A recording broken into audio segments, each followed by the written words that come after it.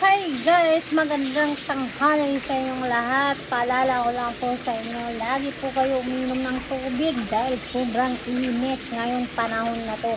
Ayan, tulo pawis tayo dahil sa sobrang init guys. So, ayan po ang ating update for today's video. Yan guys, sana po nagustuhan nyo po ang video ko. Subscribe po sa YouTube ko. My name is sa YouTube, ang pangalan ng YouTube ko po ay Kathy Damian. Ay maraming po salamat sa inyo guys.